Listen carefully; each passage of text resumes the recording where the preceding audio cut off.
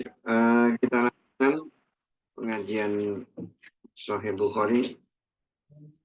Babun bab sodakoti sedekah fi di dalam kusufi waktu gerhana. Hadasa telah menceritakan kepada kami Abdullah ibnu Maslama an dari Malik an dari Hisam ibnu Urwah an dari abi bapaknya an dari Aisyah anna sungguhnya haknya qolat berbicara khosafat mengalami gerhana as-samsu matahari fi pada ahdi masa rasuli rasul amloi Allah sallallahu alaihi wasallam fa maka salat rasul amloi Allah sallallahu alaihi wasallam bi kepada an-nasi manusia fa maka koma berdiri dia fa maka atola memanjangkan dia al-qiyamah berdiri suma terus roka'a ruku dia Pak maka atola memanjangkan dia ruku. Suma terus koma berdiri dia. Pak maka atola memanjangkan dia al-qiyamah berdiri. Wa dan huwa dia duna selain al-qiyami berdiri. Al-awali yang pertama. Maksudnya nggak sama gitu. Nggak sama dengan berdiri yang pertama. Tuma terus roka'a ruku dia. Pak maka atola memanjangkan dia ruku. Wa dan huwa dia duna selain ruku al-awali yang pertama. Suma terus sajada sujud dia pak maka atola memanjangkan dia as-sujuda sujud. Suma terus fa'ala mengerjakan dia fi di dalam rakaat as-saniyati yang kedua misla seperti mak yang fa'ala telah mengerjakan dia fi di dalam al-ula yang pertama. Tuma terus insorofa selesai dia. Wa dan kot sungguh injalat muncul asam sumatahari. Pak maka khotoba berkhutbah dia an-nasa kepada manusia. Pak maka hamidah memuji dia Allah kepada Allah. Wa dan asna menyanjung dia Allah kepada hiknya. Tuma terus kola berbicara dia.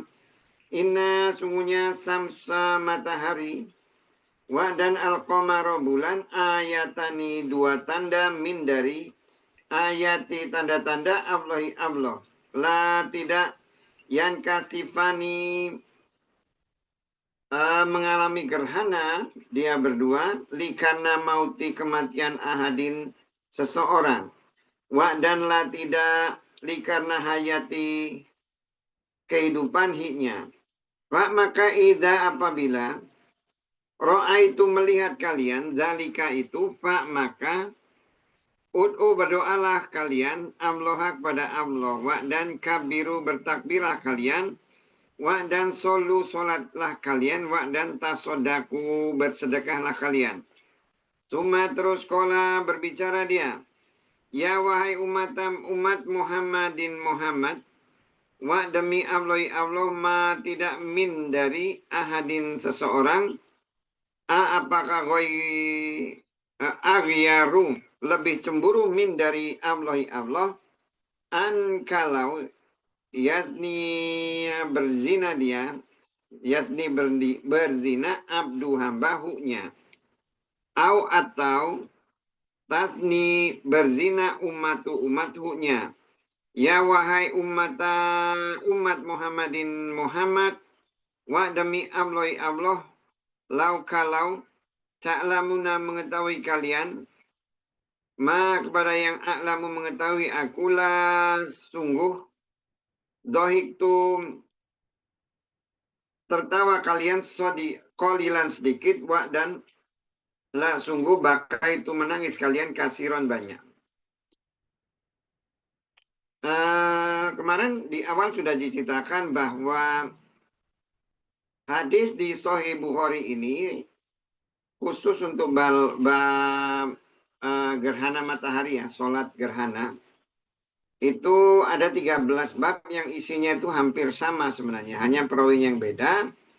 Tapi Bukhari itu mengambil pelajaran dari masing-masing hadis. Nah, Untuk hadis kali ini dia mengambil pentingnya melakukan sedekah saat ada gerhana. Saat ada gerhana. Kenapa dia menekankan pentingnya sedekah pada masa gerhana? Karena memang gerhana, ketika terjadi gerhana itu tujuannya untuk mengingatkan manusia bahwa segala sesuatu itu terjadi karena Allah. Manusia kan seringnya itu ketika melihat sesuatu itu jarang mengingat Allah, apalagi sesuatu yang dianggap normal. Sesuatu yang dianggap normal. Seperti kita melihat ya misalnya matahari terbit dari timur ya, timur ke barat. Timur ke barat itu sesuatu yang biasa. Sehingga manusia karena menganggap biasa itu sesuatu yang normal, ya nggak ingat Allah. Makanya oleh Allah itu diingatkan. Diingatkan. Nah ketika Allah itu mengingatkan macam-macam tuh bentuknya. Salah satunya misalnya dengan gerhana atau musibah atau apapun. Yang tujuan mengingatkan itu supaya dia ingat pada Allah. Kalau udah ingat, ya kita tuh ketika ingat tuh bukan cukup dengan ingat saja, disuruh bersyukur. Disuruh bersyukur, makanya suruh berdoa, kemudian sholat, kemudian disuruh melakukan salah satu ibadah. Salah satunya ini nanti di sini itu adalah bersedekah. Bersedekah. Makanya sebagian ulama itu ketika dia terkait dengan bagaimana seseorang itu ketika dia diberikan suatu kenikmatan gitu ya, diberikan suatu kenikmatan, apakah dia perlu melakukan sujud syukur atau tidak? Ada yang mengatakan perlu. Ketika dia diberikan sesuatu itu melakukan sujud syukur. Tapi kalau ulama seperti Imam Hanafi, ya, Abu Hanifah itu mengatakan bahwa yang diperlukan oleh manusia itu ketika dia diberikan nikmat itu, ya membalas nikmat Allah itu dengan bentuk syukur. Syukurnya itu bukan hanya sekedar sujud, tapi dipakai untuk ketaatan kepada Allah. Itu yang menurut madhab Hanafi itu seperti itu. Nah, salah satunya itu ketika terjadi gerhana ya, tadi gerhana itu kan diingatkan, maka disuruh bersedekah. Walaupun sedekah ini ada di perintah terakhir ya, ketika terjadi gerhana maka kalian tuh berdoa, kemudian bertakbir, kemudian sholat, baru ujungnya dia bersedekah. Bersedekah. Nah, terkait dengan sholat kusuf, sholat kusuf ini kalau di dalam beberapa hadis diceritakan bahwa sholat kusuf itu dilakukan 2 rakaat. 2 rakaat di mana setiap rakaat itu dia sujud, dia ruku 2 kali untuk setiap rakaat, kemudian sujud 2 kali untuk setiap rakaat. Tapi kalau mazhabnya Hanafi, dia menganggap bahwa sholat sunnah, sholat kusuf itu ya cukup 2 kali gitu. Kenapa? Sama seperti sholat subuh. Kenapa? Ya karena dia mengambil hadis yang umum. Mengambil hadis yang umum itu ketika di Nabi ya tiba-tiba terjadi gerhana, maka dia mengingatkan apabila terjadi gerhana, maka kalian sholatlah. Di situ tidak dijelaskan sholatnya itu seperti apa. Ketika dia mengambil hadis itu ya dia ngambil yang umum. Pertanyaannya apakah Imam Abu Hanifah itu tidak tahu hadis-hadis yang lain? Dia tahu gitu. Dia tahu, tapi masing-masing ulama itu punya pertimbangan sendiri-sendiri ketika dia memandang satu hadis yang mungkin pertimbangannya itu dia tidak mau menyulitkan umat gitu ya. Tidak mau menyulitkan umat. Atau pertimbangan-pertimbangannya itu toh ujungnya kan mengingatkan supaya orang itu ketika terjadi gerhana itu kan ingat pada Allah. Ingat pada Allah ya sholat kan ya. Sholat. Umumnya kan seperti itu. Makanya benar misalnya dia mengatakan bahwa sebenarnya cukup sholatnya itu 2 rakaat saja seperti sholat biasa. Kan tujuannya mengingatkan kepada Allah. Nah kalau kita lihat tuh hampir seperti itu. Semua mazhab-mazhab itu dia pasti punya pertimbangan sendiri-sendiri. Yang karena pertimbangan itu ketika dijelaskan kepada mazhab lain, itu tetap dia berpendapat seperti itu.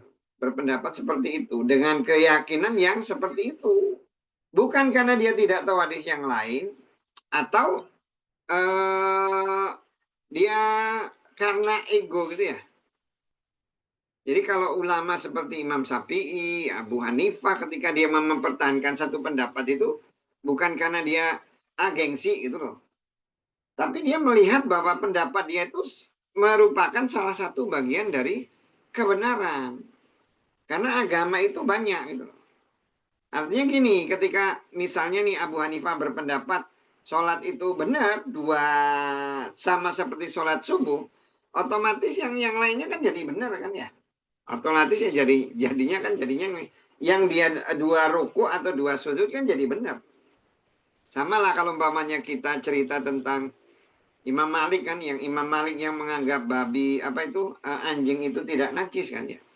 Itu kan salah satu yang paling jelek, tapi dia kan punya dasar sendiri ya, sunnah dasar yang kalau kita pikir dasarnya itu ya logis gitu berdasarkan hadis-hadis yang mendukung pendapat dia. Bukannya dia tidak tahu hadis yang lain. Makanya ketika ditanya ini Imam Malik tentang hadis dia menyatakan bahwa anjing itu tidak najis. Dia ditanya, lah tapi kan ketika idawalago ya inawahadukum faksilu bima sab'a marot ya. Ketika wadah-wadah kalian itu dijilat anjing, kalian tuh harus mencuci 7 kali. Gitu. Ulama lain mengatakan bahwa itu menunjukkan bahwa itu najis. Tapi kalau Imam Malik ya nggak mengatakan bahwa hadisnya itu nggak benar, ya udah cuci aja 7 kali. Tapi kan nggak dibilang bahwa itu najis. Ada nggak pernyataan bahwa anjing itu najis? Kan nggak ada. Makanya oleh Imam Malik dijawab, ada nggak dibilang bahwa ini najis? Kan nggak ada. Ini haram atau apa? Nggak boleh kan. Dia juga nanti berdalil buktinya apa? Ketika ada anjing bolak-balik jalan-jalan ke masjid, nggak disuruh oleh Nabi itu. Beli kan kalau masjid zaman dulu kan nggak kayak masjid zaman sekarang gitu kan ya. Zaman masjid zaman dulu tuh kan terbuka, anjing lewat, kucing lewat, semua nggak dibersihkan. Kemudian kan juga ketika kita sholat kan kita sholat itu di mana ada azan, begitu ada azan sholat. Nggak tahu itu mungkin ada anjing lewat atau apa, tapi kan nggak seperti itu. Tapi artinya setiap ulama itu berpendapat itu pasti dia tujuannya itu memikirkan umat gitu loh, memikirkan umat supaya umat itu selalu di dalam kebenaran. Jadi ketika orang nih mau sholat khusuk, dia cuma sholat kayak sholat subuh 2 rakaat, ya jadi benar.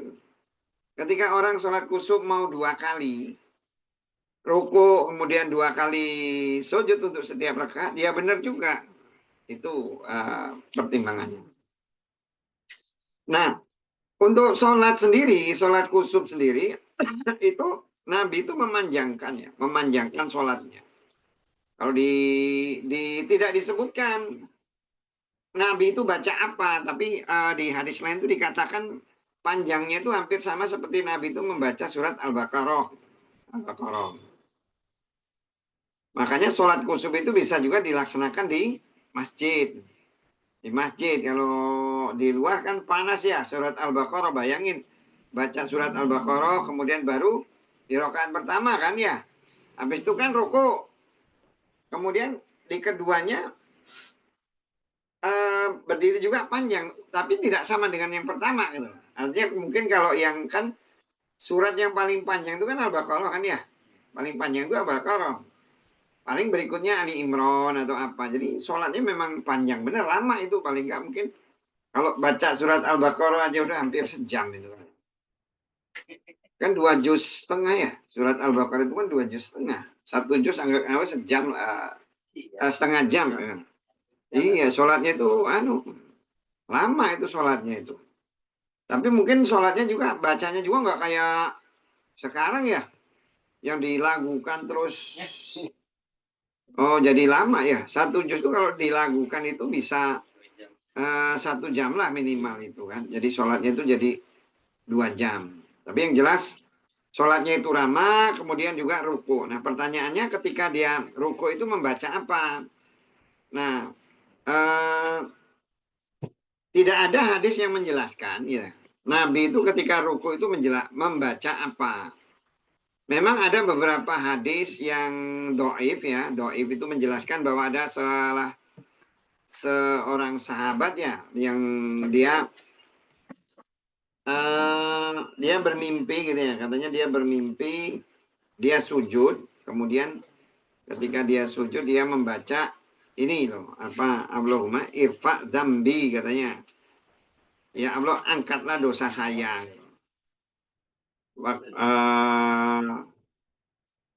Wadhab wizri dan buanglah segala dosa-dosa saya, kesalahan saya. Ya, jadi tapi itu hadisnya itu hadis doif. Makanya ulama itu berpendapat bahwa ketika kita itu ruku maka sama aja bacaannya. Kalau dia ruku ya subhanallah wa biham apa bisa subhanallah rabbiyal azimi wa bihamdi gitu ya. Jadi sama bacaannya itu seperti sholat-sholat biasa. Hanya memang panjangnya. Kemudian ketika dia mengangkat tangan, dia baca Sami Allah liman hamidah. Hanya di sini tidak dijelaskan ketika dia baca Sami Allah liman hamidah, apakah makmumnya itu membaca Robbana walakal hamdu. Masalahnya kan setelah itu dia membaca lagi kan ayat yang lain. Kemudian apakah dia itu membaca bismillah diulang atau tidak? Ulama juga mikir begitu. Kan sholat baca bismillah kan ya. Setelah bismillah kan baca surat kan ya. Baca surat. Kemudian ruku. Setelah ruku dia baca bismillah lagi nggak? Al-Fatihah lagi nggak?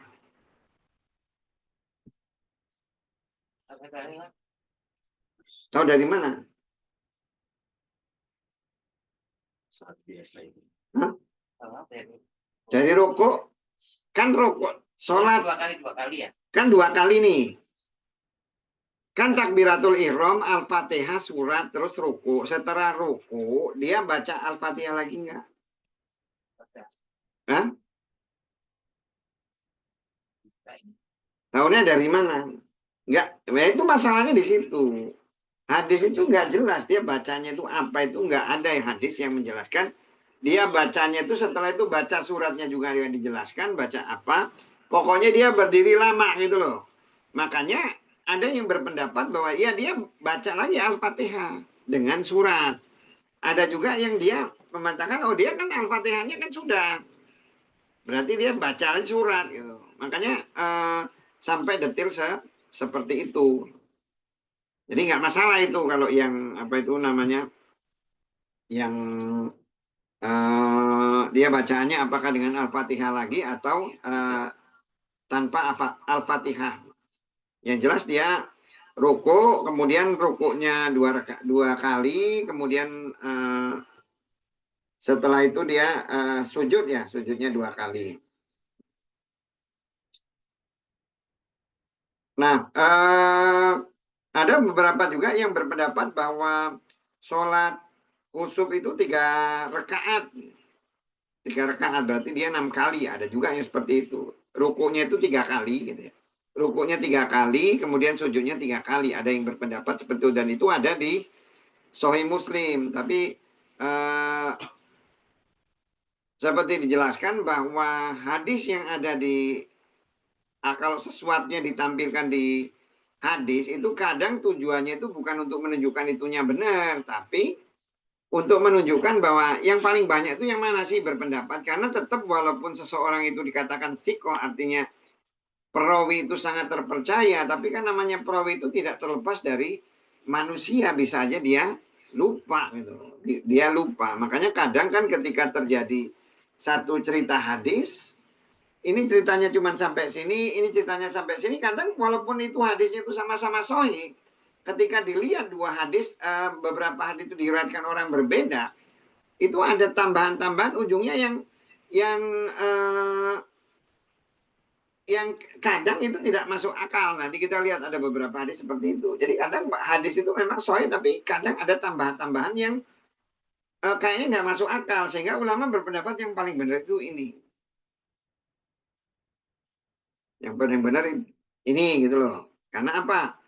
ada beberapa riwayat hadis yang meriwayatkan hadis ini banyak, tapi ketika di matchingkan kok beda antara hadis ini dengan hadis ini, tapi sebagian besar narasinya sama. Ternyata kok si ini meriwayatkan akbar, misalnya meriwayatkan ada tambahan kata seperti ini, sedangkan yang ini enggak. Sehingga orang menyimpulkan, oh bahwa ini kata akbar ini, mungkin dia lupa gitu loh. Jadi tetap namanya perawi itu kadang ada juga lupanya, walaupun dia dianggap sebagai yang syikoh gitu, yang apa itu namanya bagus gitu ya, yang apa encer lah otaknya, hadisnya masuk kategori sohib. Nah kemudian setelah sholat Nabi selesai dan dia berkhotbah ke manusia. Khotbahnya itu ya memuji ya, memuji Allah, kemudian dia menyanjung Allah ya. Kan kalau khutbah itu kan intinya kan memuji Allah, innal hamdalillah nahmadu, macam-macam ya. Terus baru isi khutbahnya. Isi khutbahnya itu Nabi menjelaskan bahwa sesungguhnya gerhana matahari dan gerhana bulan itu adalah tanda dari tanda-tanda kekuasaan Allah. Jadi kita harus yakin juga bahwa ketika terjadi gerhana itu ada sesuatu yang tidak normal. Walaupun sebenarnya semua adalah tanda-tanda kekuasaan Allah, tapi itu tanda-tanda yang tidak normal. Tidak normal itu kan sesuatu yang nggak rutin terjadi gitulah, nggak rutin terjadi. Sehingga kita harus ingat di situ tuh oleh Allah itu kita disuruh mengingat Allah. Dan kenapa bisa terjadi seperti itu, tanda itu? Ya karena Allah itu ingin mengingatkan manusia, walaupun kadang terjadinya peristiwa itu tuh dia mengingatkan tuh bersamaan dengan satu peristiwa. Tapi hakikatnya, secara hakikat itu peristiwa itu tidak ada kaitannya dengan peristiwa yang lain. Jadi yang harus diingat ketika terjadi sesuatu itu semuanya karena Allah. Karena Allah. Orang meninggal, kecelakaan ya gitu ya. Apakah dia meninggal karena kecelakaannya? Ya enggak, karena Allah. Cuman kita itu harusnya kenapa kok dia bisa kecelakaan itu supaya nginget gitu. Supaya ingat bahwa kalau Allah itu mau mematikan orang itu paling gampang. Nah, tujuannya gitu. Tapi kan orang kalau ditanya ya, kenapa sih ini meninggal? Oh sakit. Oh ini kecelakaan. Oh ini. Sebenarnya ya sakit itu mengingatkan kepada manusia. Kecelakaan itu mengingatkan kepada manusia bahwa itulah hebatnya Allah ketika dia itu ingin mengambil nyawa seseorang. Dia bisa memberikan sakit atau memberikan kecelakaan kepada siapapun yang dia kehendaki. Orang yang selalu sehat, rajin olahraga, tiba-tiba mati gitu kan ya. Orang yang kerjanya, hidupnya, pola hidupnya tidak sehat, kerjanya ngerokok, masih sehat segar bugar, nggak gitu ya. Supaya apa? Supaya orang itu ingat bahwa mati hidup itu nggak ada kaitannya dengan itu. Makanya kan kadang kalau orang kesehatan kan bingung itu yang mau, awas hati-hati, jangan merokok, nanti merokok itu bisa menyebabkan orang meninggal. Nanti ujungnya dia pakai data statistik. Tapi yang masalah adalah ketika orang tidak ngerokok, mati juga gitu kan ya. Tapi kalau orang Islam tuh harusnya ingat bahwa ketika terjadi satu peristiwa, itu terjadinya karena Allah. Nah, kalau peristiwa itu terjadi itu pas berkaitan dengan sesuatu, itu tujuannya mengingatkan kita akan kebesaran Allah. Orang sakit, orang mati karena kecelakaan, oh berarti ini karena Allah. Kecelakaan itu hanya perantara aja. Kecelakaan itu perantara. Yang masalah adalah bahwa manusia itu ketika terjadi sesuatu itu dia tidak ingat Allah. Dia malah sibuk mikirin penyebabnya apa, macam-macam gitu. Nah, langsung harusnya kalau orang Islam itu ketika terjadi satu musibah atau apa, ingat bahwa itu terjadi karena Allah, nggak usah mengkait-kaitkan masalah umpamanya kita misalnya jadi korban atau apa, ingat aja langsung. Itu penyebabnya Allah, kita diingatkan supaya itu bisa terjadi itu bukan karena itu, tapi karena Allah. Dan itu bisa terjadi kepada siapa saja. Nah, kalau terjadi seperti itu, maka ketika terjadi gerhana atau satu musibah atau apa, maka orang Islam itu sunnahnya itu adalah dia berdoa kepada Allah. Berdoa untuk apa? Ya minta ampun pada Allah. Kemudian bertakbir, memuji kekuasaan Allah, mengagungkan Allah. Kemudian sholat dan sedekah. Sedekah ini sebenarnya kalau kita lihat ya di hadis sedekah ini, di hadis yang lain di sholat kusuf itu kan ada Nabi ya ketika dia itu setelah sholat kusuf itu dia ada juga hadis yang setelah sholat kusuf ya Nabi itu pergi ke perempuan-perempuan yang ada di belakang suruh siapa yang mau sedekah gitu ada juga ya. Mungkin nanti kita akan ketemu hadis itu. Tapi ulama melihat bahwa hadis itu sebenarnya nggak pas gitu. Kenapa? Karena kejadiannya tuh ketika dia menyuruh orang-orang bersedekah itu kejadiannya tuh bukan pas sholat khusuf, tapi ketika Nabi melaksanakan sholat id. Ketika Nabi melaksanakan sholat id, dia makanya ada hadis itu ya. Makanya tadi seperti yang saya sampaikan di hadis itu kadang sahabat itu bisa ketukar gitu loh. Satu peristiwa yang terjadi di sholat id, dia ingatnya di khusuf. Oh ini waktu sholat khusuf. Padahal dia matchingnya dari mana? Matchingnya dari banyaknya hadis yang menunjukkan bahwa ketika sholat khusuf itu Nabi itu nggak pergi untuk menyuruh perempuan bersedekah. Itu terjadinya di hadis lain itu sholat id. Gitu. Itu sama-sama hadis sahih gitu, sama-sama hadis sahih. Jadi itu yang harus kita pahami bahwa hadis juga ya sama seperti itu. Kemudian di ucapan berikutnya berbicara dia. Ini dia siapa yang ngomong?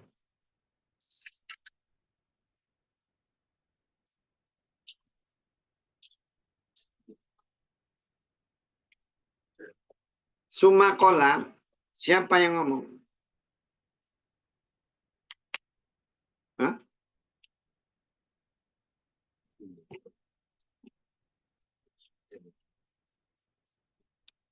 Yang ngomong Nabi. Hah?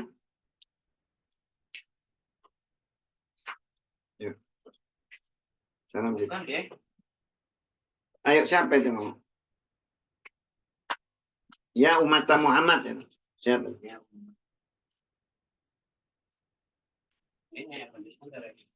Hah? Dari Aisyah ya? Ada itu. Kan atasnya dari Aisyah. Enggak, yang sekarang ini loh. Kan wasolu watasodaku. Di ujungnya solu watasodaku sumakola gitu loh. Sumakola. Yang ngomong ini siapa? Nabi bukan?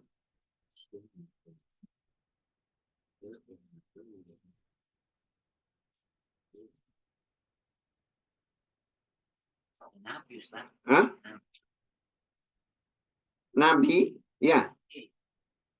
Ya, jadi ulama itu mengatakan bahwa hadis itu sepertinya seperti hadis qudsi gitu loh. Seperti hadis qudsi, harusnya itu qala Allah gitu loh. Qala Allah. Ada yang menyatakan seperti itu. Kenapa? Ya, karena di hadis itu ucapannya wahai umat Muhammad. Umat Muhammad itu kan berarti Allah seakan-akan ngomong gitu kepada umat Muhammad. Allah ngomong kepada umat Muhammad. Cuman masalahnya ada wallahinya. Wallahi. Mamin adin katanya. Tidak ada seseorang itu cemburu ya. Lebih cemburu dari Allah kalau melihat hambanya itu berzina. Atau umatnya berzina. Demi Allah kalau kalian itu mengetahui yang saya tahu, maka kalian itu akan sedikit tertawa dan sedikit menangis. Nah, ulama melihat ya ketika dia mengucapkan ini, gitu loh, mengucapkan hadis ini, itu nggak melihat kaitannya dengan terjadinya gerhana. Apakah karena banyak umat itu nanti di akhir zaman itu yang dia berzina atau apa? Tapi kaitannya kusuf, sholat kusuf, kemudian Allah di sini diingatkan tentang bagaimana kecemburuan Allah terhadap orang yang berzina, ulama nggak memahami gitu, nggak memahami. Tapi kalau dia seperti bersedekah, kemudian mengingatkan bahwa kebanyakan ahli surga itu adalah ahli neraka itu adalah perempuan, ya itu sesuatu yang wajar. Tapi ketika itu dikaitkan dengan zina, ulama menyatakan apakah ini salah mengingat gitu loh sahabat ya. Tapi intinya bahwa ini tetap ucapan Nabi atau ucapan Allah yang menunjukkan bahwa Allah itu tidak menyukai perbuatan yang berzina ya. Karena berzina itu menyebabkan terputusnya Bani Adam, keturunan Adam. Kalau orang berzina itu kan turunannya itu tidak dihitung sebagai Bani Adam yang memisahkan diri dari Bani Adam. Makanya kita di salah satu minal kabair ya, dosa besar. Ya. Dosa besar itu berzina. Kemudian di ujung hadisnya atau di ujung ayatnya Nabi mengingatkan kalau kalian itu mengetahui yang aku tahu, kalian itu akan sedikit menangis, akan banyak menangis dan sedikit tertawa. Maksudnya itu bukan banyak nangis gitu loh. Sedikit tertawa banyak nangis. Maksudnya itu banyak beribadah, bukan santai, bukan santai. Bayangin aja kalau Nabi itu sehari itu istighfar itu sampai 100 kali. Kemudian dia sholat itu sampai kakinya itu bengkak-bengkak. Itu Nabi yang sudah dijamin surga. Gimana kita? Gimana kita persiapan kita menghadapi kematian gimana? Jadi kalau karena kita itu mungkin di dalam kehidupan tuh jarang ya, jarang membayangkan surga dan neraka. Kalau Nabi itu ya hidup dia itu udah kebayang surga dan neraka. Setiap perbuatannya itu otaknya itu langsung ngemikirin surga dan neraka. Kalau orang sekarang kan ibadah itu kan kebanyakan kan mikirin dunia gitu loh. Mikirin dunia. Jarang yang ibadahnya itu karena mikirin akhiratnya. Nah itu kemarin punya teman katanya mau puasa Daud kan. Puasa Daud biar apa? Katanya biar hidupnya lancar. Kata dia. Saya bilang kalau kamu masih puasa, masih mikirin supaya hidup kamu lancar ya nggak usah puasa aja. Dunia itu udah ditentukan semuanya. Rezeki, takdir semuanya. Nggak ada kaitannya antara kita puasa atau tidak. Padahal jadi gimana bakunya? Ya kita itu puasa karena dijamin bahwa orang yang berpuasa itu akan merupakan salah satu penghalang dia dimasukkan ke neraka gitu harusnya pikirannya seperti itu.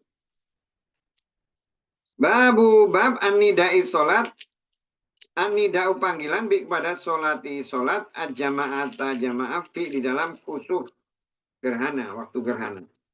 Hadasa telah menceritakan kepada kami Isa qala berbicara akhbaro telah mengabarkan kepada kami Yahya ibnu Soleh qala berbicara hadasa telah menceritakan kepada kami Muawiyah ibnu Salam ibnu Abi Salam al-Habasiyu ad-Dimaskiyu qala berbicara hadasa telah menceritakan kepada kami Yahya ibnu Abi Kasir qala berbicara akhbaro telah mengabarkan ni kepadaku Abu Salamah ibnu Abdurrahman ibnu Auf Az-Zuhri dari Abdullah ibnu Umar radhiyallahu anhuma. Qala berbicara dia, lama ketika kasafat gerhana samsu matahari ala pada ahdi masa Rasul Allah SAW nudia dipanggil inna sesungguhnya as-solata solat jami'atu berjamaah. Jadi panggilan untuk sholat berjamaah itu satu-satunya panggilan itu untuk sholat khusyuk. Untuk sholat gerhana itu ya. Sholat jamiah itu hanya untuk sholat khusyuk. Selain sholat khusyuk itu tidak ada sholatul jamiah. Kenapa? Karena kalau sholat khusyuk itu kan waktunya nggak pasti kan ya. Waktunya itu maksudnya itu nggak pasti. Misalnya begitu ada gerhana langsung orang manggil as-sholatu jami'ah, ayo sholat gitu kan ya. As-sholatu jami'ah itu kan manggil kayak azan gitu loh. Yuk sholat gitu loh. Ayo sholat. Tapi kalau kayak Idul Fitri, Idul Adha itu kan artinya udah pasti kan. Udah. Jadi nggak perlu sholatul jamiah, memang orang udah kumpul gitu loh. Orang udah ngumpul, datangnya udah jelas. Kemudian juga sholat jenazah juga waktunya udah kumpul, jelas. Ada jenazah, orang mau sholat. Tapi kalau jamiah itu kan manggil orang lagi pada bertebaran, kemudian mau sholat bareng ya sholatul jamiah. Babu bab khutbah tu khutbah.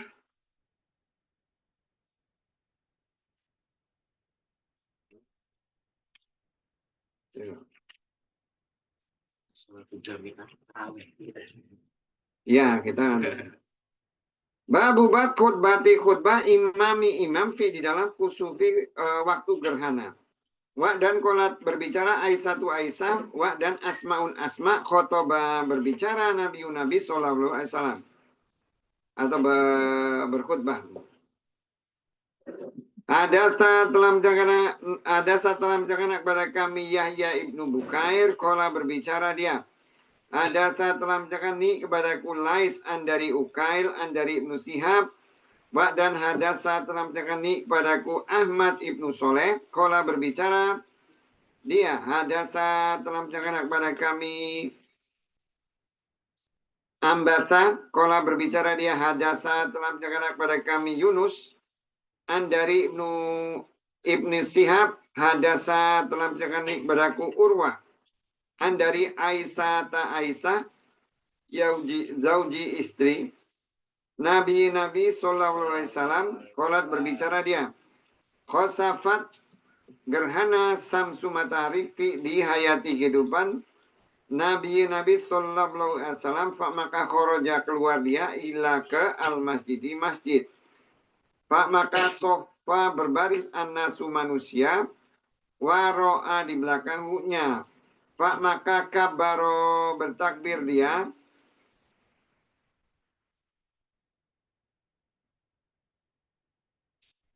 Fakma iktaro'a membaca Rasulullah SAW kiroatan dengan bacaan tawilatan yang panjang. Summa terus kabaro bertakbir dia. Fakma karoka'a ruku dia. Rukuan dengan ruku tawilan yang panjang. Summa terus kola berbicara dia sami'a mendengar Allah li kepada man yang hamidah memuji padanya. Sami Allah liman hamidah gitu kan. Wa dan lam tidak yasjud sujud dia. Pak maka qoro'a membaca dia kiroatan bacaan tawilatan yang panjang. Iya dia adna lebih dekat min dari kiroat. Adna itu lebih dekat atau lebih pendek ya. Min dari kiroati bacaan al-ula yang pertama. Suma terus kabaro bertakbir dia wa dan roka'a ruku dia. Rukuan dengan ruku tawilan yang panjang.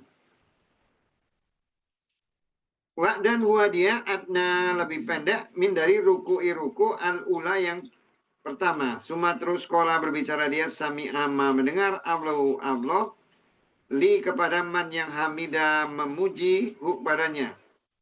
Rabbana ya Tuhan kami wa dan la milik engkau alhamdu segala puji. Suma terus sajadah sujud dia. Suma terus kola berbicara dia fi di dalam rokaat akhirati akhirah. Misla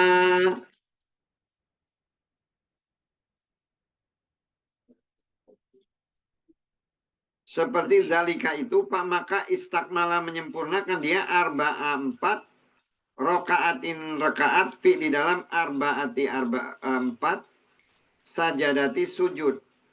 Wa dan injalat muncul asamsu matahari. Qobla sebelum an bahwa yang sorif selesai dia. Suma terus koma berdiri dia Pak maka asna menyanjung dia ala pada Allahi Allah. Bi dengan mak yang huwa dia ahlu bi karena mak yang huwa dia ahlu pemilik huknya maksudnya pemilik pujian gitu kan. Suma terus kola berbicara dia huma dia berdua ayatani 2 ayat min dari ayat-ayat Allahi Allah la tidak yaksifani mengalami gerhana dia berdua likana mauti kematian ahadin salah seorang wa dan likana hayati kehidupan hiknya. Wa maka ida apabila ro'aitum melihat kalian huma kepada dia, fa maka ibza'u bersegeralah kalian ila kepada solati solat wa dan kana yuhadisu berbicara kasirun banyak Ibnu Abbas an-nasunya Abdullah Ibnu Abbas radhiyallahu anhu, semoga Allah meridhai dari dia berdua, karena ternyata dia yuhadisu menceritakan yauma di hari khosafat gerhana samsu matahari bi dengan misli sebangsa hadis Urwah an dari Aisyah qolat berbicara dia li kepada Urwah inna semuanya akho saudara engkau yauma pada hari khosafat gerhana di al-Madinati Madinah lam tidak Yazid menambah dia ala kepada rokaatain 2 rakaat misli seperti subuh. Kola berbicara dia ajal tentu. Ya gitulah maksudnya. Li karena annasmunya hunya akhto menyalai dia as-sunata sunnah.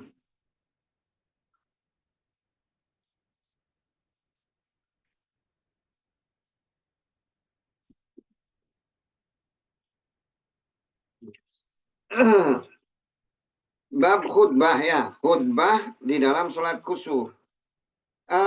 Jadi aslinya sebenarnya kalau sholat kusuf itu, kalau menurut hadisnya itu sebenarnya nggak perlu ada khutbah. Nabi itu dia khutbah itu karena waktu terjadi sholat kusuf itu, sebelum terjadi sholat kusuf itu, anaknya Nabi Ibrahim, Nabi kan punya anak laki-laki Ibrahim, dia meninggal. Dia anak dari Maria. Maria itu salah satu budak yang diberikan oleh Ibnu Qaukis. Makanya ulama juga ragu gitu ya.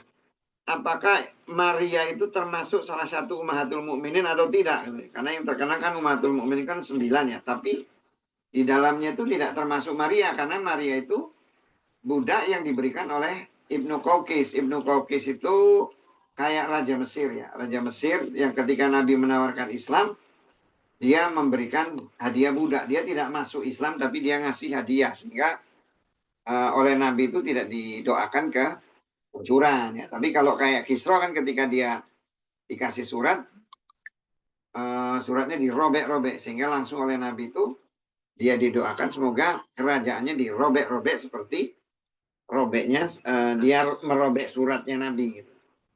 Sehingga dalam apa itu namanya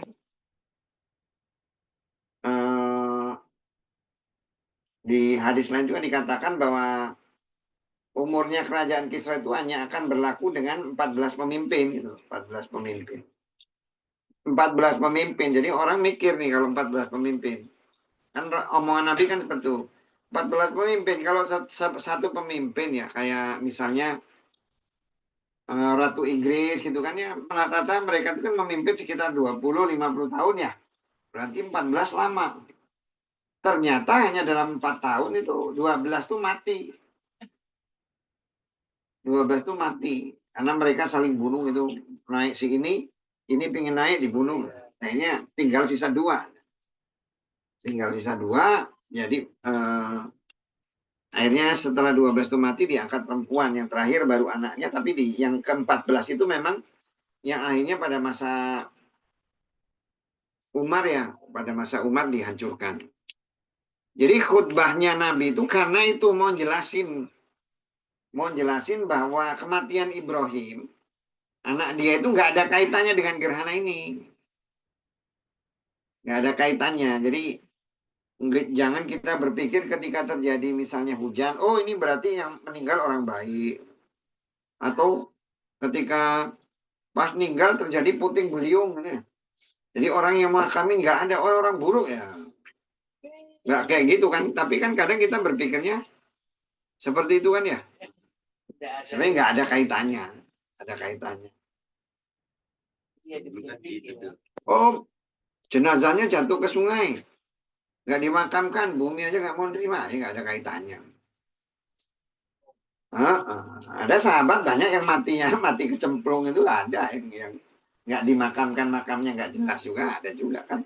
Kan kalau zaman zaman dulu kan kalau mati itu kan mati perang itu kan tinggal aja, nggak dikubur, nggak dikubur tinggal aja, udah namanya perang di padang pasir, nggak usah diinganu udah di itu. Uh, uh. Iya. Kalau yang meninggal dikit sih ya dikubur dalam satu ya. Tapi kalau udah meninggalnya banyak nggak dikubur. Kan nggak dinyusahin juga Islam kan ketika orang meninggal dalam perang kan nggak perlu dikafani, nggak perlu disolatin kan tinggal. Jadi aslinya nggak ada khutbah. Hanya kemudian muncul nih pendapat-pendapat ulama ya karena Nabi pernah khutbah gitu. Karena Nabi itu pernah khutbah sehingga setelah sholat kusuf itu ada khutbah. Ya nggak salah juga gitu. Tapi orang nggak melihat kenapa kok Nabi itu hanya di khutbah itu ngomongin itu aja bahwa terjadinya gerhana itu bukan karena kematian seseorang, dia menjelaskan itu.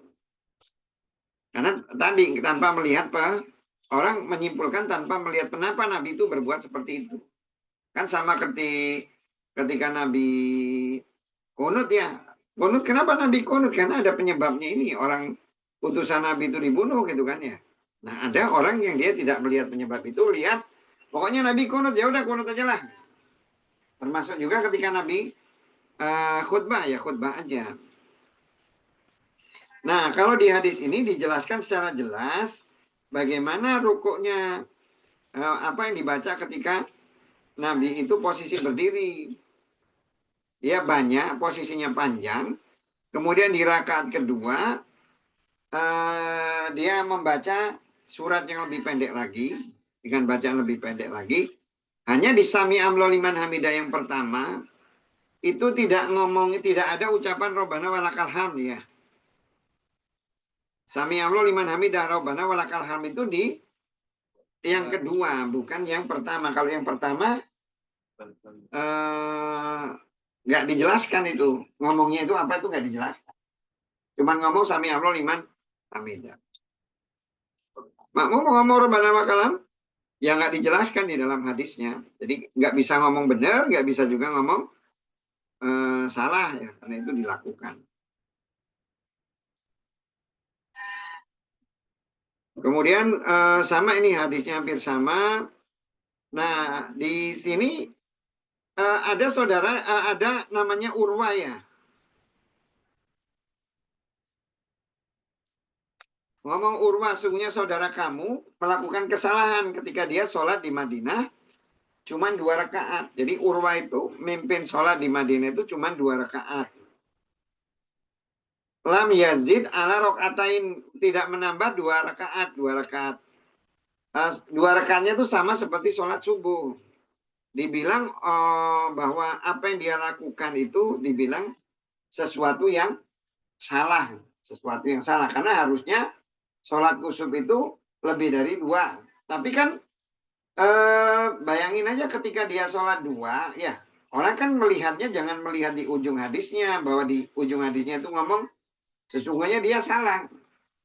Yang masalah adalah ketika dia itu sholat itu dilakukan di Madinah, kemudian dia itu jadi imam, terjadi jadi imam salah di Madinah, pasti kan ada yang ngoreksi kan ya. Pasti ada yang ngoreksi. Namanya Madinah itu pusatnya Islam gitu kan ya. Pusatnya Islam, ketika terjadi orang melakukan kesalahan sudah pasti dianu. Nah itu orang diam aja. Itu merupakan salah satu pendapat juga bahwa yang dilakukan oleh mazhab Hanafi bahwa sholat gerhana itu sama kayak sholat subuh. Walaupun di hadis ini Ibnu Abbas atau siapa itu yang menyimpulkan bahwa itu yang dilakukan itu sesuatu yang salah. Babu bab hal apakah yakulu berbicara kasafat gerhana samsu matahari atau khosafat atau gerhana, sama-sama itu istilahnya. Dan kola berbicara Allah Ta'ala maha tinggi dia. Dan khosafa gerhana al-qamaro bulan. Jadi kalau kasafa itu tertutup, menutupi. Kasafa itu artinya tertutup. Kalau khosafat itu lebih ke arah tenggelam gitu. Tenggelam. Jadi kalau untuk bulan itu pakai khosafa. Kalau untuk bulan itu pakai khosafa. Tapi kalau untuk matahari itu pakai kasafa. Tapi kalau ngomongnya bareng, gerhana matahari dan bulan berarti dia pakai kasafa, bukan khosafa. Walaupun ada yang menyatakan ya dua-duanya nggak apa-apa. Tapi kan sebenarnya kalau kita lihat benar ya pas lah bahasanya. Kalau kasafa, matahari ya, gerhana matahari. Kalau gerhana matahari itu kan matahari itu masih kelihatan kan ya. Dia ketutup cuman sebagian kan, nggak semuanya kan ya. Tapi kalau gerhana bulan kan jadi bulan itu kan nggak kelihatan bener, tenggelam kan. Berarti orang apa itu masuk ke dalam lah bahasanya tuh. Kalau sekarang kan kalau kayak gerhana bulan tuh ya seakan-akan kecemplung bulannya itu ke dalam satu wadah yang lebih gede. Gitu. Makanya arti dari khosafa itu ya tenggelam, tenggelam. Tapi kalau kasafa itu tertutup. Nah hanya terjemahannya dua-duanya itu khosafa dan kasafa itu terjemahannya sama-sama gerhana. Aturan penggunaannya seperti itu. Kalau khosafa itu untuk bulan, kasafa untuk matahari. Tapi kalau dia bareng, bukan kasafa samsu wa khosafa al-qamar, berarti kasafa samsu wal qamar. Hadasa telah menceritakan kepada kami Sa'id ibnu Ufair. Kola berbicara hadasa telah menceritakan kepada kami Lais. Hadasa telah menceritakan kepadaku Ukail. Dari Ibnu Syihab kola berbicara akhbaro telah mengabarkan kepadaku Urwah Ibnu Zubair anasunya Aisyah zauja istri Nabi sallallahu alaihi wasallam. Akhbaro telah mengabarkan dia kepadanya anasunya Rasul Allah sallallahu alaihi wasallam yauma di hari khosafat gerhana samsu matahari. Iya. Ya makanya tadi ya kadang dia pakai kasafa, pakai kosafa namanya. Kan bahasanya itu kan bahasa orang cerita gitu kan. Jadi bisa aja salahnya di situ. Tapi kalau Quran itu nggak mungkin salah, dia pakainya itu khosafa. Padahal khosafa itu untuk bulan. Tapi kalau hadis itu kadang ya ini menunjukkan ada salahnya. Harusnya kan kasafa kan ya, tapi itu pakai kho gitu. Khosafat gerhana samsu matahari. Pak maka koma berdiri dia, Pak maka kabaro bertakbir dia. Pak maka qara'a membaca dia kiroatan bacaan tawilatan yang panjang. Suma terus roka'a ruku dia rukuan dengan ruku tawilan yang panjang. Suma terus rofa'a mengangkat dia roksak palahunya. Pak maka qala berbicara dia sami Allahu liman hamidah. Mendengar Allah kepada yang memujinya. Wa dan koma berdiri dia ka seperti mak yang huwa dia. Seperti yang awal. Suma terus qara'a membaca dia kiroatan bacaan tawilatan yang panjang wa dan hiya dia adna lebih pendek min dari kiroati bacaan ula yang pertama.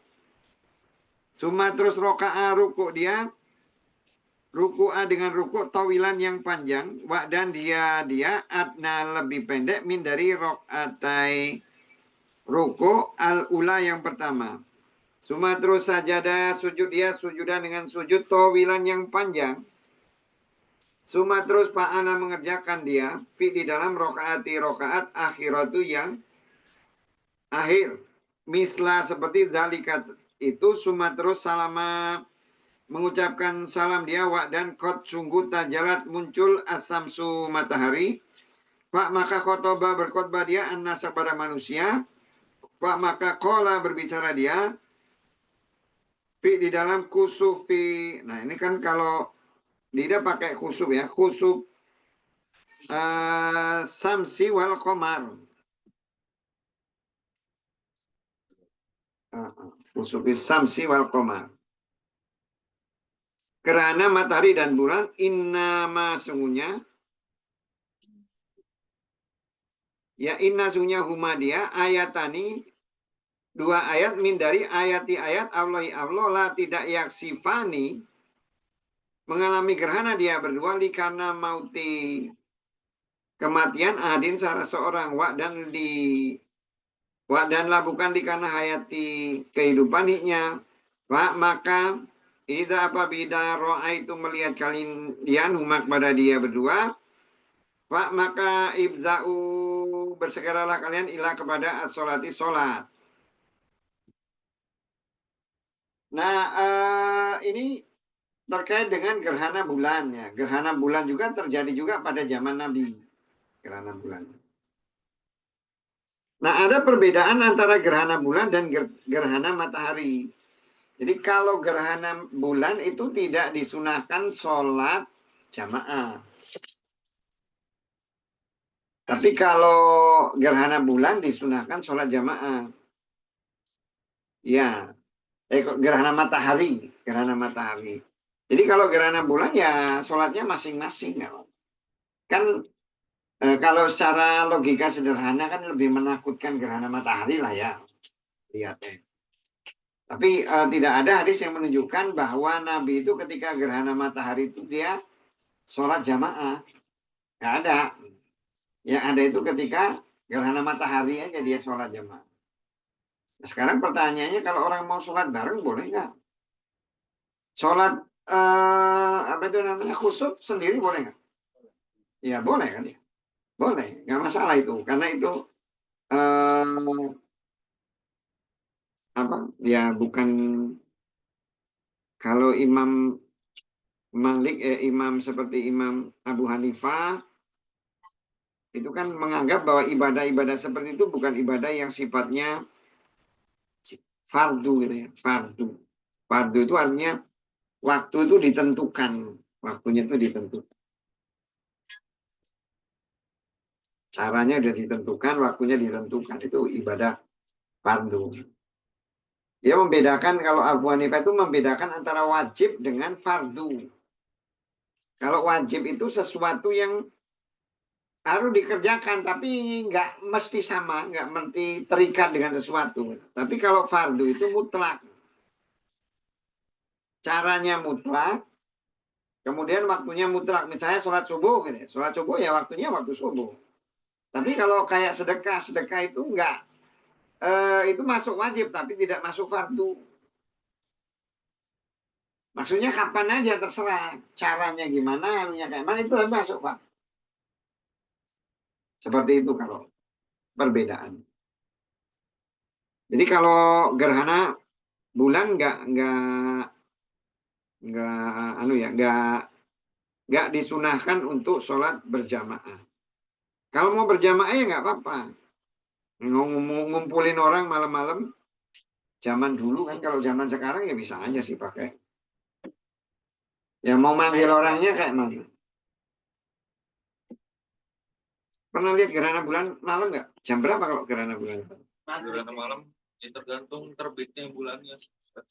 Nggak tentu jam berapanya. Oh. Kayak gerhana matahari nggak tentu jam berapanya. Dulu pernah ya ya ramai. Dulu pernah kita Apanya? sholat gerhana matahari. Gerhana matahari. Bulan. Bulan malam. Bulan pernah juga. Enggak, matahari pernah juga. Siang ya? Ya, sampai berapa lama itu? Gerhana mataharinya. Kalau gerhana matahari itu biasanya tergantung Ustaz. Dia bisa nggak sholatnya. Kalau Nabi ini kan panjang dia. Rukuknya panjang, sujudnya panjang, bacanya. Kalau gerhana kalau totalnya paling sebentar Ustaz. Kalau 100%-nya. Ya. Tapi kan dari awal mulai nutup sampai akhir bisa 2 sampai 3 jam gitu. Ya, makanya kan kalau yang apa itu namanya? Di hadis ini kan Nabi itu sholat itu nggak ngelihat itu udah selesai, nggak selesai, pokoknya panjang gitu kan ya. Soalnya kalau gerhana kan sebentar sih ya. Gerhananya benar-benar tertutup itu kan sebentar, habis itu kan langsung pelan-pelan jadi nggak kebuka ya. Tapi kalau kita lihat di hadis ini Nabi itu sholat rakaat pertama panjangnya seperti Al-Baqarah, kemudian ditambah setelah ruku baca lagi yang hampir pendek lebih dekat dengan itu ya Ali Imran lah gitu kira-kira gitu. Habis itu rakaat kedua baca mungkin hampir sama gitu apa Anisa ya. Nah, setelah Anisa Al-Maidah gitu. Terus rukuk sama sujudnya panjang kan. Kayaknya mungkin sekitar 3 jaman kali ya. Karena di hadis nggak dicerita berapa jam sih zaman dulu. Untung ada hadis. Makanya kadang kalau orang ngikutin ngomongin kita itu harus mengikuti sunnah Nabi lah. Jadi pertanyaannya dia ngikutin bener nggak gitu kan? Ngikutin cuma nanunya apa ngikutin cuma waktunya aja? Sama persis. Repot. Iya. Kadang ngomongin ngikutin sunnah Nabi dia sendiri nggak ngikut juga kan?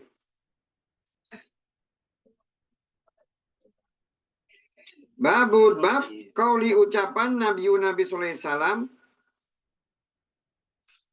yukhawifu mengingatkan atau menakut-nakuti Allah ibadah hamba-Nya dengan kusuh gerhana. Dan kala berbicara Abu Musa dari Nabi Sallallahu Alaihi Wasallam.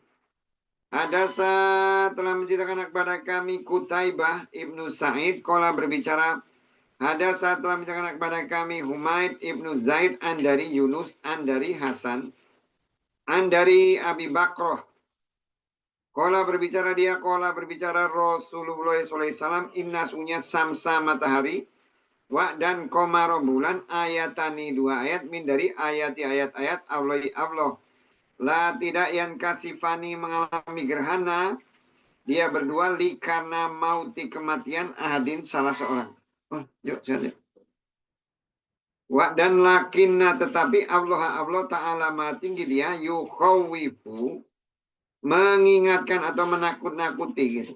Dengan hanya ibadah hamba-Nya. Dan kola berbicara Abu Abdillah lam tidak yadkur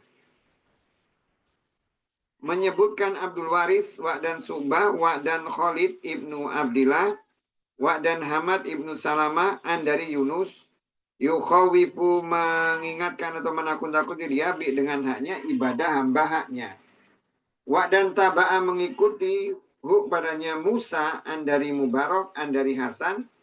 Kala berbicara dia akhbaro telah mengabarkan ni kepadaku Abu Bakro dari Nabi Sallallahu Alaihi Wasallam annasunya Allah Ta'ala tinggi dia yukhawifu mengingatkan atau menakut-nakuti dia dengan hima dia berdua ibadah kepada hamba-Nya.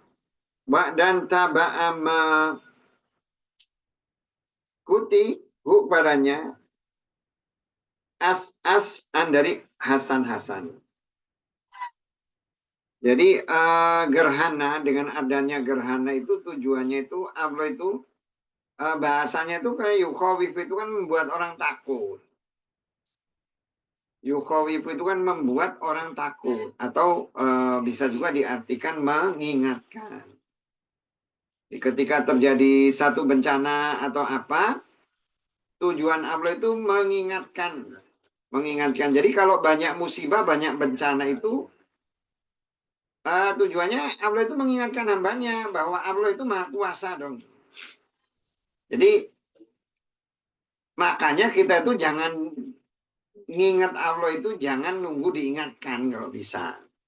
Dengan dulu nunggu kalau udah diingatkan baru ada. Makanya juga nggak salah sih kalau orang ngomong itu banyak terjadi maksiat atau apa. Kadang kan menyimpulkannya kan orang seperti itu. Menyimpulkannya. Walaupun sebenarnya kesimpulan yang seperti itu nanti kalau dia dibuat jadi pernyataan umum seakan-akan jadi nggak benar nanti Al-Qur'annya. Kan terjadi Pak nih.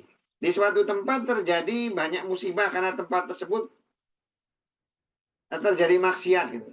Sehingga orang ngomong, Ya kalau dia banyak maksiat Allah marah, makanya disiksa gitu kan ya. Iya kan. Ya kan kesimpulan kita. Tapi kan masalahnya ketika itu menjadi pernyataan gitu. Kita menjadi pernyataan bahwa itu sesuatu yang umum dan itu dinisbatkan sebagai agama itu pokoknya kalau kita berbuat maksiat nanti akan disiksa langsung. Tapi kalau kita taat kita nggak akan disiksa. Yang repot kan ketika ada satu tempat dia banyak maksiat tapi tidak ada musibah di situ. Kan jadi salah agama. Kontradiksi ya. Kontradiksi. Atau misalnya ngomong nih bahwa orang yang hafal Quran itu dijamin masuk surga. Ya kan ya. Sekarang pembunuh Ali Abdullah bin Muljim itu hafal Quran. Kan bingung kan ya? Iya. Iya. Makanya orang ini benar nggak jadi ini hadisnya itu kalau umpamanya ngomong. Kadang kan kita kan menggunakan hadis-hadis doib untuk masih banyak ya kita itu memakai hadis-hadis doib itu. Tujuannya seperti itu karena ketika itu hadis itu dipakai kemudian ternyata itu jadi salah. Oh niatnya bagus supaya orang rajin hafal Quran atau apa. Orang Yahudi itu kan kenapa di Quran itu disindir? Yahmiluna asfaro gitu ya. Seperti keledai yang membawa kamasalil himar yahmilu asfaro. Seperti himar yang membawa lembaran-lembaran, maksudnya itu dia bawa kitab dia hafal tapi nggak mikir gitu, nggak dipakai gitu. Dia hafal nggak pakai. Makanya pernyataan-pernyataan seperti itu kadang nggak bisa kita menyimpulkan. Makanya kalau ketika terjadi gerhana ya gerhana bulan dan matahari itu tujuannya Allah itu mengingatkan. Mengingatkan juga menakuti orang, menakuti umat manusia bahwa ini kalau saya itu mau nyiksa kamu itu gampang. Karena segala sesuatu itu terjadi karena kehendak saya. Kamu juga yang tempat yang tenang, yang ikut aturan, tiba-tiba di situ terjadi satu musibah, itu kan tujuannya juga mengingatkan. Gitu. Mengingatkan bahwa Allah itu maha kuasa, terserah dia mau berbuat semau dia itu terserah. Dan dunia ini bukan tempat untuk membalas apa yang dilakukan oleh manusia. Sehingga ketika terjadi musibah orang nanti sering bertanya kan, saya udah taat pada Allah, udah rajin ibadat, kok malah hidup saya susah. Kan banyak yang anunya seperti itu gitu kan ya. Oh nyalahkan ini. Kenapa sih Allah tuh saya udah taat ibadah kok masih disiksa juga? Padahal pembalasan itu apa yang dilakukan oleh manusia di dunia itu pembalasannya itu di akhirat bukan di dunia. Ujian yang diberikan di dunia itu bukan menggambarkan apa benci atau tidak sukanya Allah. Jadi tujuannya ketika terjadi gerhana itu tujuannya mengingatkan manusia, mengingatkan Allah. Boleh kalau umpamanya kita itu mau mengatakan ya kalian harus ingat pada Allah. Makanya kenapa disuruh sholat? Ingatnya tuh bukan sekedar sholat aja. Harusnya itu dengan ingat itu ingat kita itu hidup itu udah benar belum gitu loh. Kadang orang ingat tuh cuma sholat gerhana aja. Tapi tidak ada perbaikan di dalam kehidupan. Yang selama ini tidak pakai aturan Allah, ya tetap aja cuma tidak pakai aturan Allah. Ingatnya cuma sholat doang. Kadang sholatnya juga kali nggak ingat juga kali. Cuma sekedar aja. Kayak sekarang kan bangsa Indonesia itu kan sering ya tidak mengingat apa salah dia. Apa salah dia kepada Allah gitu kok. Bisa terjadi seperti ini. Bab ta'ud. Ta'awud ya, ta'awud meminta perlindungan min dari adabi adab kubri kubur di dalam kusuh waktu gerhana. Ada saat telah menceritakan kepada kami Abdullah ibnu Maslamah, an dari Malik, an dari Yahya ibnu Sa'id, An dari Amroh binti Abdirrahman. An dari Aisyah zauji, istri Nabi Sallallahu Alaihi Wasallam, anna sungguhnya Yahudiya, orang Yahudi, jaat datang, tas'alu bertanya dia, hak kepadanya, Pak maka kolat berbicara dia, lah kepada haknya. A'ada meminta perlindungan, A'ada meminta perlindungan lah, atau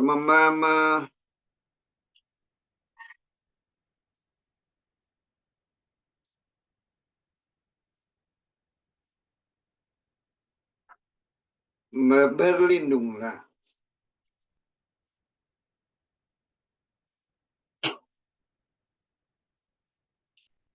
Semoga melindungi maksudnya. Semoga melindungi kepada Allah min dari azab atau siksa al-qabri kubur. Pak maka saat bertanya Aisyah radhiyallahu an, semoga Allah melindungi darinya, Rasulullah kepada Rasul Allah sallallahu alaihi wasallam, apakah yu'adzibu disiksa anas manusia fi di dalam kubur mereka? Pak maka qala berbicara Rasul Allah sallallahu alaihi wasallam, aidan berlindung bi kepada Allah min dari zalika itu. Suma terus rokiba mengendarai Rasulullah SAW zata di suatu godawati pagi markaban dengan berkendara, Pak maka khosafat gerhana samsa matahari, Pak maka roja'a kembali dia duha di waktu dua, Pak maka marro lewat Rasulullah SAW baina antara dohroni punggung ni aku, al-hujuri ujar kamar, maksudnya di belakang bagian kamarku. Suma terus rofa'a mengangkat dia, Pak maka koma berdiri dia, kiaman dengan berdiri, tawilan yang panjang, wa dan huwa dia duna selain, al-qiyami berdiri, al-awala yang pertama. Suma terus roka'a ruku, dia rukuan dengan ruku, tawilan yang panjang. Wa dan huwa dia duna lebih, bukan ruku al-uli yang pertama. Yang al-awali yang pertama. Suma terus rofa'a mengangkat dia, Pak maka sajadah sujud dia, suma terus koma berdiri dia, Pak maka koma berdiri dia, kiaman dengan berdiri, tawilan yang panjang, wa dan huwa dia duna bukan, al-qiyami berdiri, al-awali yang pertama. Suma terus roka'a ruku dia, rukuan dengan ruku, tawilan yang panjang, wa dan huwa dia duna selain ruku al-awali yang pertama. Suma terus koma berdiri dia, kiaman dengan berdiri, tawilan yang panjang, wa dan huwa dia duna selain al-qiyami berdiri, al-awali yang pertama. Suma terus roka'a ruku dia, rukuan dengan ruku, tawilan yang panjang, wa dan huwa dia duna selain ruku al-awali yang pertama. Suma terus rofa'a mengangkat tangan dia, Pak maka sajadah sujud dia, wa dan insorofa selesai, Pak maka kola berbicara dia, mak yang sya'a mengenai Allah, an untuk yakula berbicara dia. Suma terus amaro menyuruh dia kepada mereka, an untuk yata'awadu berlindung min dari adabi siksa al-qabri. Ada orang Yahudi bertanya kepada Aisyah, mendoakan Aisyah, perempuan Yahudi. Ada perempuan tua ya Yahudi datang pada Aisyah, dia ngomong semoga Allah melindungi engkau dari siksa kubur.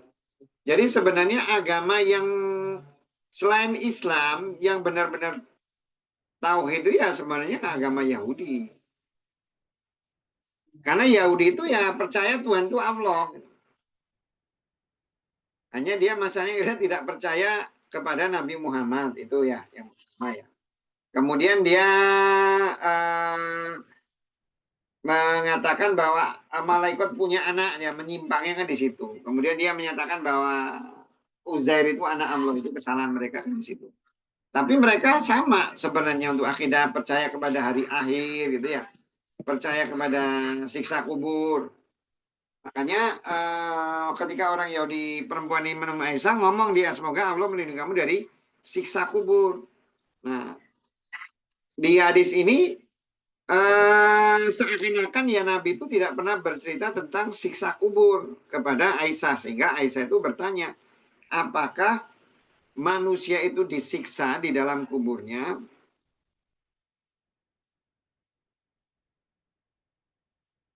Tapi kalau yang di hadis ini ya, di hadis ini itu tidak dijawab ya. Tapi kalau yang di hadis lain itu, ya Nabi ngomong bahwa manusia itu disiksa kubur. Maka kita juga disuruh berlindung dari azab kubur. Nah pertanyaannya apakah manusia itu di dalam kubur itu disiksanya itu terus-menerus atau tidak? Tidak ada hadis yang menjelaskan tentang bagaimana siksa kubur itu apakah terus-menerus atau tidak. Nah, cuman ulama berkeyakinan bahwa orang Islam itu tidak disiksa di kubur itu terus-menerus. Tidak disiksa terus-menerus di dalam kubur. Kalau orang kafir itu disiksa terus-menerus. Kalau orang Islam itu ya ada untuk ngurangi aja kan. Makanya a'udzubika min fitnatil kubur kan. Fitnah kubur itu kan ya menjawab pertanyaan kemudian termasuk juga siksanya. Ya. Jadi tujuan siksa kubur itu sebenarnya supaya mengurangi dosa manusia nanti ketika dia dihisab. Nah, dia disiksa itu apanya? Apakah badannya atau rohnya? Jadi kalau kata ulama itu yang dia disiksa itu rohnya. Kan nggak punya badan kan?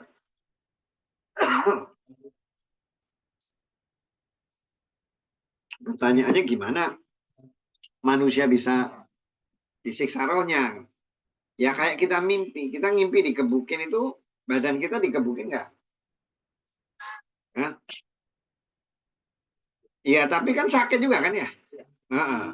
Sakit. Seperti pula siksa kubur. Nah, Nabi di sini kemudian Nabi pergi, ketika dia pergi pagi-pagi, tiba-tiba terjadi gerhana. Nah, di hadis ini tidak dijelaskan Nabi itu sholatnya itu sholat bareng. Dia di sini dijelaskan bahwa dia itu sholatnya itu sholat sendiri. Iya, dia sholat sendiri, dia masuk ke kamar Aisyah, dia masuk lihat belakang kamar Aisyah, terus dia sholat sendiri. Berdirinya dia lama, terus dia ruku dengan ruku yang panjang, kemudian dia berdiri lagi, rukuknya dia ruku yang panjang, tidak seperti yang ruku awal. Terus dia sujud, tapi di sini rukunya itu enaknya kalau di hadis ini dia tidak dijelaskan, dia rukunya itu dijelaskan ruku 2 kali, tapi sujudnya itu cuma sekali. Rukunya, sujudnya itu sekali. Nah, apakah perawinya itu salah atau apa? Makanya ketika kita membaca hadis, kita tuh tahu ini yang kurang di mana sih gitu. Nah, jadi memungkinkan bahwa hadis itu yang menceritakan tuh dia lupa gitu. Lupa. Dia cerita kalau di perawi ini kan dia cerita rukuknya 2 kali tapi sujudnya sekali. Tapi kalau di hadis-hadis lain dia rukuknya 2 kali kemudian dia sujudnya 2 kali ya, 2 kali. Kemudian baru setelah dia selesai melaksanakan sholat, dia menyuruh orang agar berlindung dari siksa kubur. Kenapa dia menyuruh orang itu berlindung dari siksa kubur? Umumnya orang itu ketika ada sesuatu yang menakutkan itu, dia akan ingat mati. Makanya diingatkan itu ya kepada sesuatu yang dekat dengan dia. Apa itu ya? Mati. Makanya suruh berlindung dari siksa kubur. Karena kubur itu awal pertama kehidupan akhirat. Kalau kita itu bisa selamat di kubur, berikutnya itu lebih mudah. Jadi kalau kita itu selamat dari kubur, itu yang berikutnya itu lebih gampang kalau menurut saya. Tapi kalau umpamanya kita dikubur itu nggak selamat, ya berikutnya itu lebih susah. Makanya banyak-banyak berlindungan dari siksa kubur. Banyak-banyak berlindung. Bagi nanti kan dikubur kan orang akan ditanya gitu ya. Lihat hadis berikutnya nanti.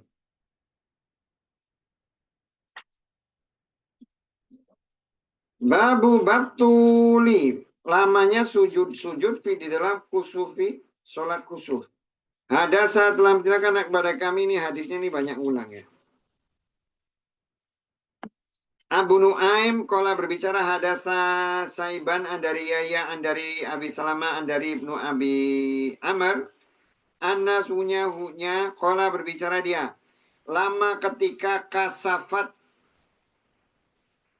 mengalami gerhana samsu matahari ala pada ahdi masa Rasul. Gitu.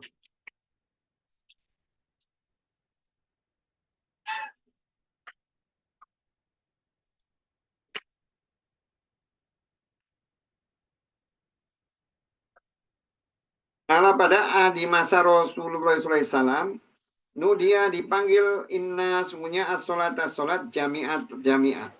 Pak maka roka'a ruku Nabi SAW rokaat ini 2 ruku di dalam sajadati sujud.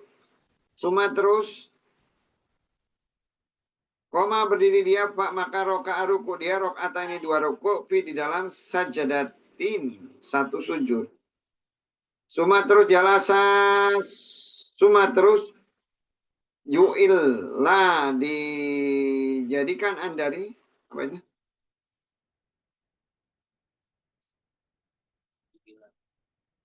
Jul mana sih? Muncul andari samsi matahari. Kola berbicara dia dan kolat berbicara Aisyah radhiyallahu andari haknya. Ma tidak sajatu sujud aku sujudan sujud kot sama sekali karena ternyata atwala lebih panjang min dari haknya.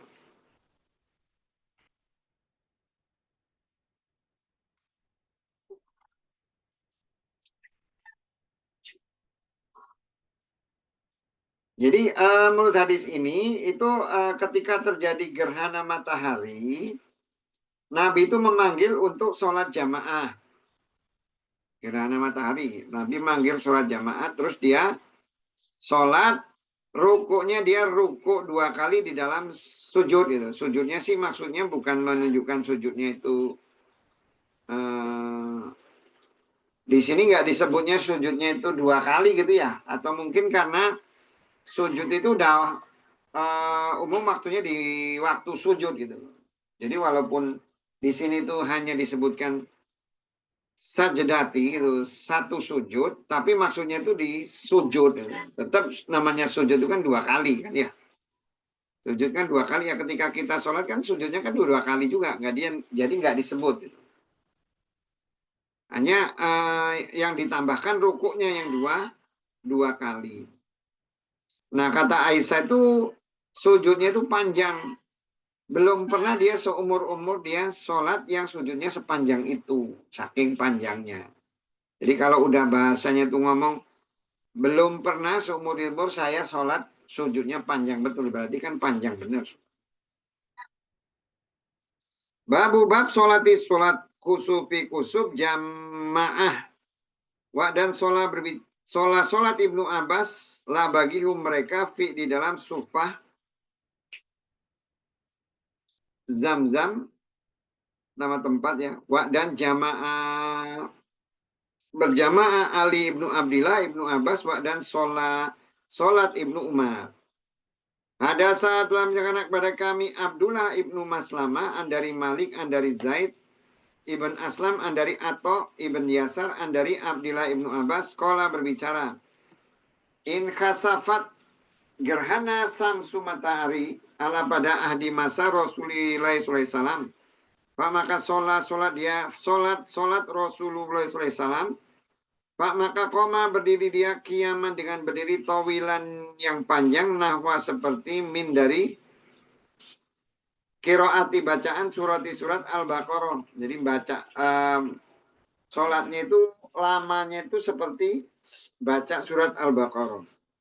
Suma terus roka'a ruku dia rukuan dengan ruku tawilan yang panjang. Suma terus rofa'a mengangkat dia kedua tangannya pak maka koma berdiri dia kiaman dengan berdiri tawilan yang panjang wa dan huwa dia duna itu selain atau maksudnya lebih pendek ya, lebih pendek. Al-qiyami berdiri al-awali yang pertama. Suma terus roka'a ruku dia rukuan dengan ruku tawilan yang panjang wa dan huwa dia duna lebih pendek dari ar-ruku'i ruku al-awali yang pertama. Suma terus sajadah sujud dia. Suma terus koma berdiri dia kiaman dengan berdiri tawilan yang panjang. Wa dan huwa dia duna lebih pendek min dari al-qiyami berdiri al-awali yang pertama. Duna itu selain atau lebih pendek. Ini kalau adna itu lebih pendek. Maksudnya beda gitu. Duna itu ya beda dengan yang pertama. Suma terus roka ruku dia. Rukuan dengan ruku tawilan yang panjang. Wa dan huwa dia duna selain atau lebih pendek dari ar-ruku'i ruku al-awali yang pertama. Suma terus rofa'a mengangkat dia. Kedua tangannya maka koma berdiri dia. Kiaman dengan berdiri tawilan yang panjang wa dan huwa dia duna lebih pendek min dari duna al-qiyami berdiri al-awali yang pertama.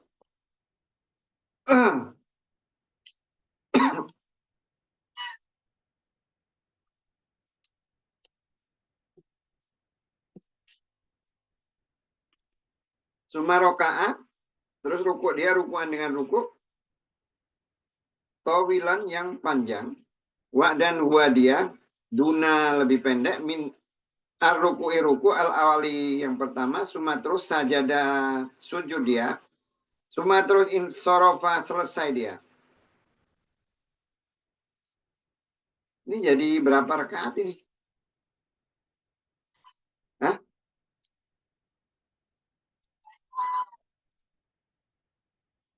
Hah? Berapa rakaat? Kan ya? Maka berdiri kan di atas. Maka berdiri lama. Sama seperti bacaan surat Al-Baqarah. Itu berdiri satu ya berarti ya. Terus rukuk.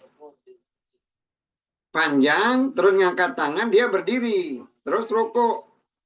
Ya. Tapi kok dia rukuk lagi tuh? Hah? 3 kali rukuknya kan? Hah? Iya nggak? Nggak coba lihat ya. Kan baca Al-Baqarah. Terus dia rukuk. Ya, rukuk satu kan ya? Rukuk yang panjang. Terus dia mengangkat kedua tangan. Berdiri lagi. Lama. Terus dia rukuk ya. Setelah rukuk yang panjang, dia berdiri lagi. Sujud ya. 2 ya? 2 ya? 2. Terus dia berdiri lagi. Yang panjang dari yang pertama. Terus dia rukuk. Dari rukun yang pertama terus nganu kan. Bangun. Mengangkat kalian. Terus dia berdiri yang panjang. Dari yang pertama. Terus sujud. 2 ya? Sujud berdiri. Satu rakaat, dua ruku. Ya tetap ya 2 ini. Kan panjang kan. Karena dia jelasinnya itu lebih detail gitu ya. Sumatrul insorofa selesai. Wa dan kot sungguh tajalat telah muncul asam sumatahari. Pak maka kola berbicara Sallallahu alaihi wasallam, inna sunya samsa matahari wa dan komaro bulan ayatani ayat min dari ayatillahi ayat-ayat Allah. La tidak yaksifani mengalami gerhana dia berdua karena mauti kematian adin salah seorang wa dan la bukan karena hayati kehidupan hidupnya. Pak maka ida apabila roa itu melihat kalian dalika itu, Pak maka uzkuru ingatlah kalian Allah kepada Allah. Kalau berbicara mereka ya wahai Rasulullah Rasul Allah ro'aina melihat kami kepada engkau tanawalta mencoba atau mengambil sayan sesuatu di dalam makomi kedudukan ke engkau. Suma terus ro'aina melihat kami kepada engkau ta mundur ya, mundur. Qala berbicara sallallahu alaihi wasallam, ini sungguhnya aku ro'a itu melihat aku al jannata surga, Pak maka tanawal tu mencoba ngambil aku unku dan setangkai. Wa dan lau kalau asab tu mendapatkan aku kepada mendapatkan atau memperoleh aku kepadanya lah tidak ela sungguh akal tu makan kalian min dari hunya. Ma tidak bakiyati tersisa dunia. Wa dan ro'a itu melihat aku naro neraka. Pak maka lam tidak arro melihat aku mandaron pemandangan. Seperti al-yaumi hari itu kot sama sekali afdoa lebih menakutkan wa dan ro'a itu melihat aku aksara kebanyakan ahli penghuni haknya anisa perempuan. Kalau berbicara mereka karena apa ya wahai Rasulullah. Kalau berbicara dia karena kufri kekafiran atau penolakan hina mereka, kila dikatakan yakfurna mengingkari mereka kepada Allah. Kalau berbicara maksudnya mereka emang mengingkari Allah atau kafir pada Allah. Kalau berbicara dia Nabi ngomong yakfurna mengingkari mereka al-ashir ya suami. Wa dan yakfurna mengingkari mereka alisan kebaikan. Lau kalau asanta berbuat baik engkau, ila kepada ida salah satu guna dia mereka, dahro seumur-umur itu. Dahro itu waktu. Kullu seluruhnya, summa terus ro'at melihat dia, min dari ke engkau sayan sesuatu. Kolat berbicara, dia tidak ro'a itu melihat aku, min dari ke engkau khairon kebaikan. Kot sama sekali.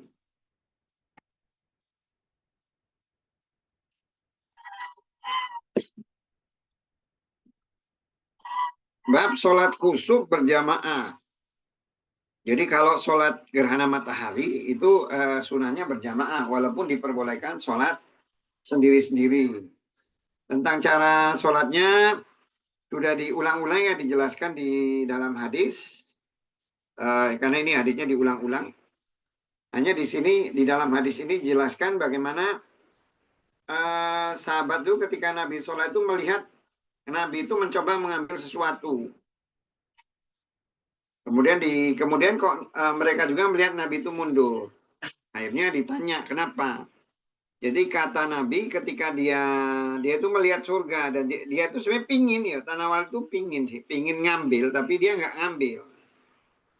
Karena kalau dia ngambil, kalau Nabi itu mengambil sesuatu dari surga itu udah nggak ada kenikmatan lagi di dunia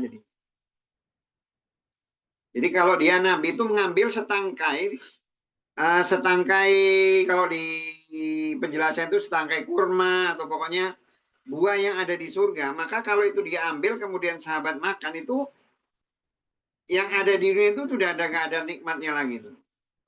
Karena apa?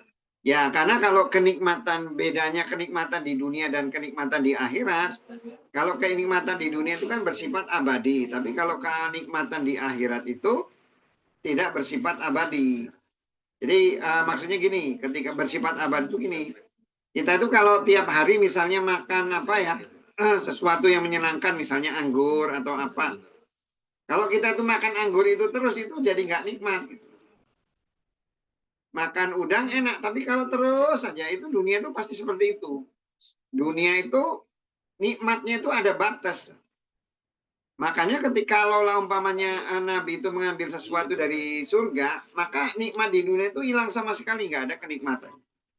Makanya di hari akhir itu orang yang paling sengsara itu diberikan nikmat di dunia, di surga, dimasukkan ke surga, kemudian ditanya dia, apakah kamu pernah merasakan siksa di dunia atau kesusahan di dunia? Kata dia, sama sekali dia belum pernah merasakan kesusahan di dunia. Kemudian orang yang hidupnya itu paling senang di dunia, kemudian dia dimasukkan di neraka. Kemudian dia ditanya, apakah kamu pernah merasakan kesenangan? Dia mengatakan bahwa dia itu tidak pernah merasakan kesenangan sama sekali. Makanya Nabi itu sebenarnya ingin ngambil sesuatu dari surga supaya sahabat itu bisa mencicipi. Tapi dia tidak ngambil karena itu tahu aturan Allah tidak boleh. Nah kalau dia sampai ngambil, ya nanti kehidupan tuh udah nggak ada nikmatnya lagi. Kalau orang udah pernah makan makanan surga, kehidupan tuh nggak nikmat lagi. Nggak nikmat lagi. Demikian juga Nabi melihat neraka ya, diperlihatkan neraka dan kebanyakan penghuninya itu apa itu namanya? Penghuninya itu perempuan. Penghuni neraka itu kebanyakan tuh perempuan. Penyebabnya apa? Apakah karena mereka kafir kepada Allah? Katanya mereka itu kafir kepada suami. Kafir kepada Allah itu kalau makanya makna kafir. Kafirnya ada kafir itu yakhrujuna minal milah ya. Ada yang kafir itu maknanya itu keluar dari agama, ada kafir itu dia menolak. Menolak itu maksudnya gini, menolak kebaikan suami itu, menolak itu maksudnya itu kafir itu harusnya ketika dia diberi nikmat itu diganti dengan terima kasih gitu loh. Mengingkari nikmat. Mengingkari nikmat yang diberikan oleh suami. Makanya itu dikatakan yakfurnal asyir ya. Asyir itu keluarga atau suami. Jadi mengingkari kebaikan yang pernah diberikan oleh suami. Jadi dikatakan perempuan itu kalau kita itu berbuat baik seumur-umur, kemudian kita berbuat salah satu kali, seakan-akan dia akan ngomong bahwa kita itu tidak pernah berbuat baik sama sekali. Contoh misalnya kalau umpamanya apa itu namanya laki-laki udah tiba-tiba tua kawin lagi, bapakmu tuh gak ada pernah ngurus bapak gitu kan ya. Kadang seperti itu yang menyebabkan perempuan itu jadi banyak masuk neraka, itu penyebabnya itu. Kalau di sisi lain ya wajar ya kalau perempuan itu banyak masuk neraka karena jumlah perempuan juga kan lebih banyak daripada jumlah laki-laki.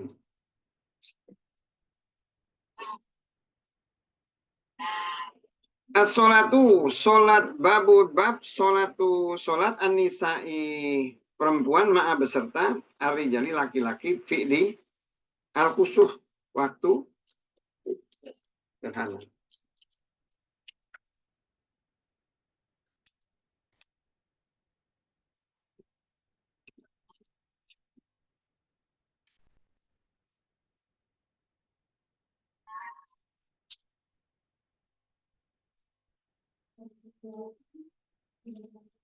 As-sholatu hadasat dalam jangan pada kami Abdullah ibnu Yusuf. Kala berbicara Akbaro telah mengabarkan anak pada kami Malik andari Hisam ibnu Urwah andari Imro'ati istrihinya Fatimah binti Mundir andari Asma binti Abi Bakar radhiyallahu anhuma. Anas punya haknya kolat berbicara dia. Ata itu datang aku Aisyah kepada Aisyah radhiyallahu anha. Zauja istri Nabi sallallahu alaihi wasallam hina ketika khosafat gerhana samsu matahari. Pak maka ketika nasu manusia kiamun berdiri yusoluna solat mereka dan tahu-tahu ya qaimatun berdiri tusolli solat dia. Pak maka kul tuh berbicara aku apali kepada anasi manusia. Jadi Fatimah binti Mumbini datang ke Aisyah. Lihat orang-orang lagi pada berdiri sholat. Orang sholat ditanya, lagi ngapain?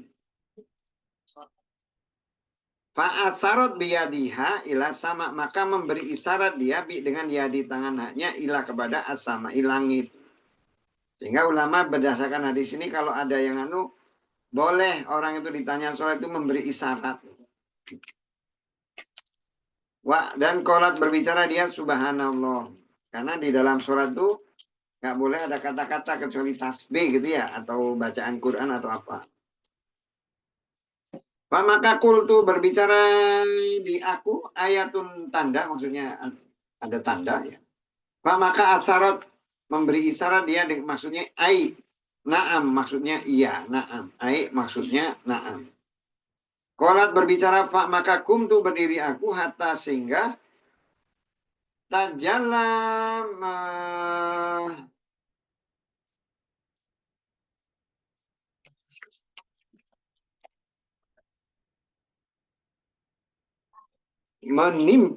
menimpani kepadaku al-ghasyu kepusingan. Ghasyu itu ketutup maksudnya udah. Ya bayanginlah sholat panas gitu loh sampai mau pingsan. Pak maka ja'al tuh menjadikan aku asubu mencucurkan aku fauqa di atas roksi kepalaku al-ma'a air. Pak maka lama ketika insorofa selesai Rasulullah SAW Hamidah memuji dia Allah kepada Allah dan asna menyanjung Allah kepada hidnya. Suma terus kola berbicara dia.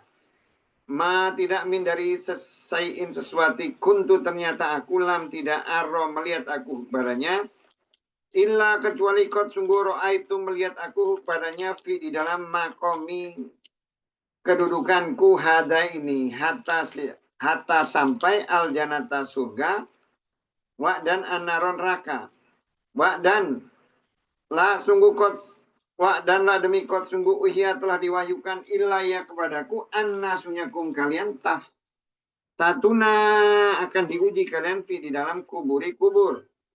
Misla seperti atau koriban dekat min dari fitnah dajjal. La tidak adri tahu aku ayata huma dia berdua qolat berbicara asma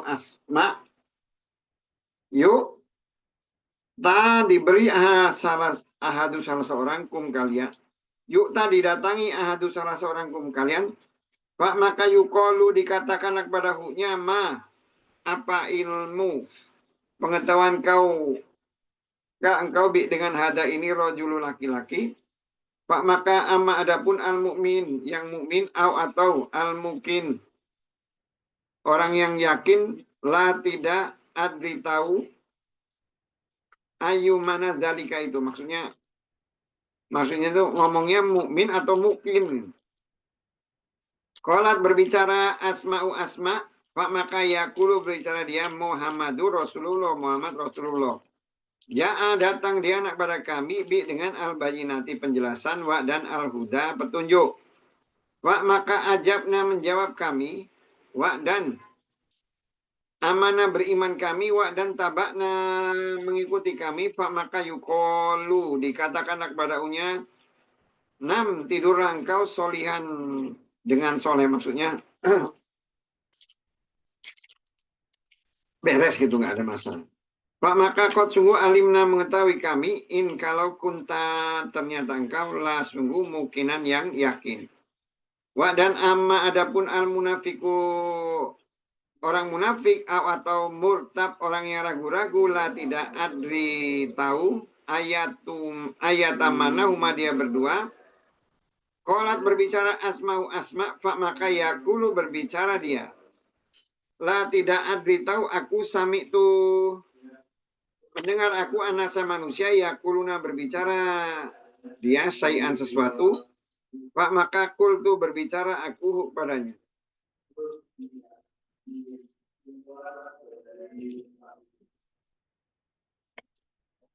Babnya itu sholat perempuan beserta laki-laki di dalam sholat kusuf. Sebagian ulama itu berpendapat bahwa sebenarnya perempuan itu paling bagus itu sholat di masjid berjamaah. Karena apa? Banyak hadis yang menunjukkan bagaimana perempuan itu disuruh menghadiri jamaah. Di sholat kusuf itu kan sholat jamaah kan ya? Perempuan suruh hadir kan ya? Di sholat Idul Fitri, Idul Adha kan disuruh hadir.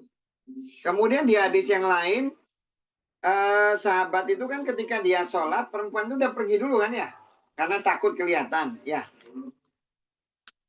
Perempuan itu kami itu pagi-pagi udah pergi gitu kan ya. Kami udah pergi duluan, baru sahabat itu boleh pulang.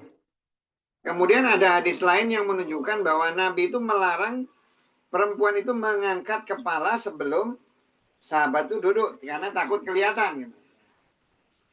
Masalahnya itu adalah ada hadis yang ya sama, sahih juga. Satu-satunya hadis itu yang menyatakan bahwa sebaik-baiknya sholat perempuan itu di rumah. Malah kalau bisa di pojok ya nggak kelihatan gitu kan.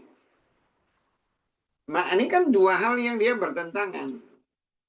Makanya sebagian ulama itu bingung kenapa kok bisa sampai ke sekarang ini tuh muncul seakan-akan perempuan itu harus sholatnya itu nggak boleh dia di masjid atau sendiri atau berjamaah. Padahal banyak hadis-hadis yang menunjukkan bahwa di zaman dulu tuh perempuan tuh ya sholatnya jamaah.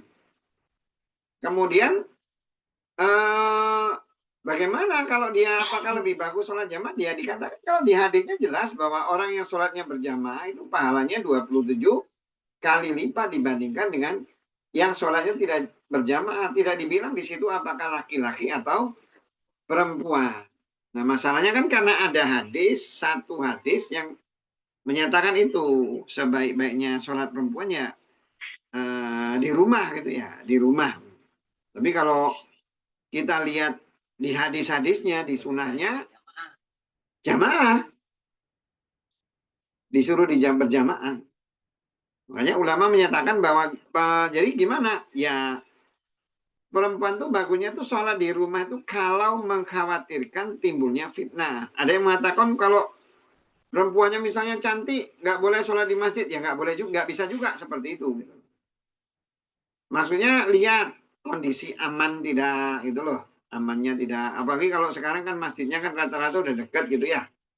Zaman dulu ya kalau orang dulu kan sholat subuh-subuh jalan nggak kelihatan gelap aja dia nganu. Tapi kan suasana Madinah kan zaman dulu kan aman. Jadi kalau suasana aman sebenarnya paling bagus perempuan itu sholatnya di masjid. Bahkan Nabi, tapi itu tidak menjadi kewajiban karena memang di hadis juga dikatakan bahwa janganlah kalian itu melarang perempuan kalian itu sholat berjamaah.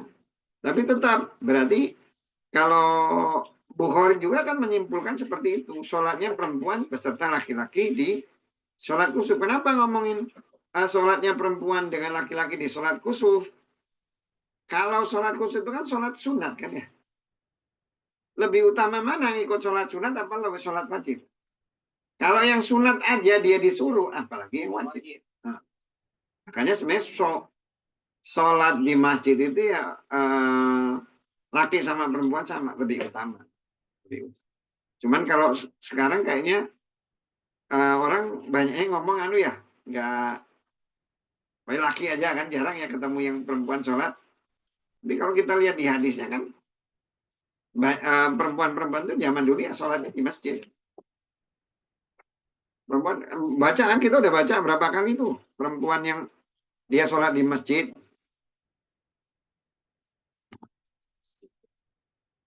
Itu jadi Bukhari menyimpulkan itu ya terkait dengan sholat.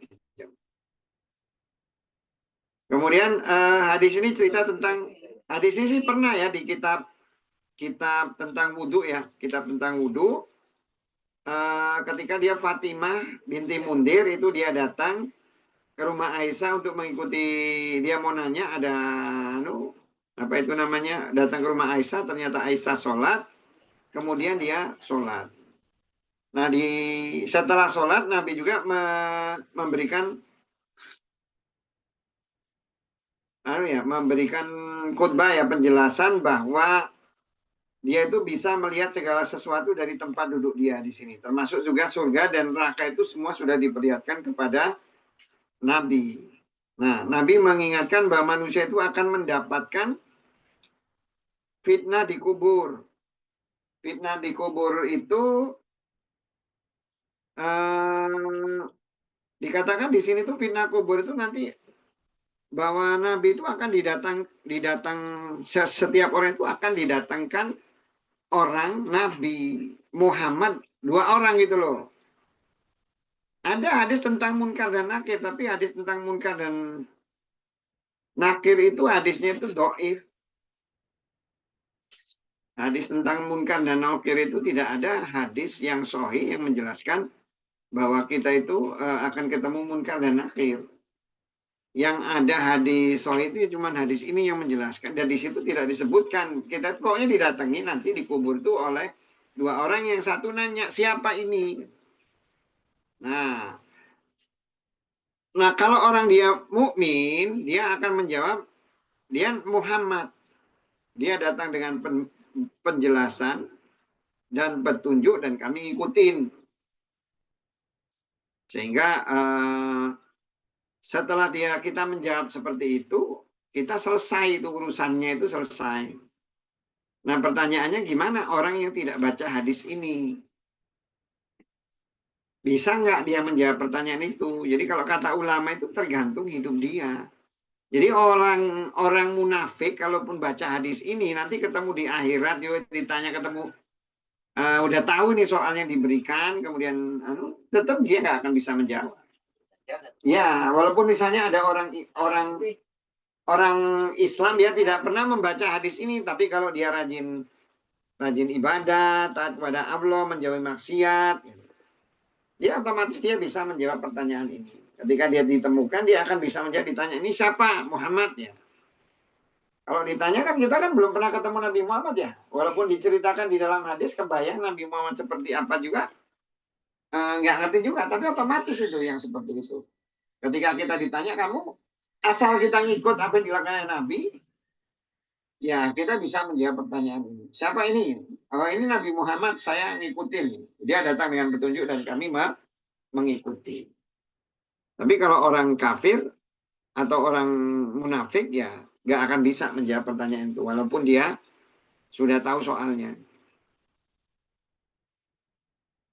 Ada pertanyaan nggak?